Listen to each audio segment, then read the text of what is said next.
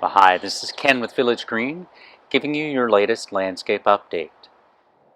Today I wanted to highlight a special type of border that we're using. This is a moss boulder border, and this has a really nice look. You can use this if you have a little bit of a taller area, maybe on the corners where the corner of the house is a little higher and you want to build up just a short retaining wall without drawing the eye too much. You can use the moss boulders for that, and then it just gives a really nice natural look.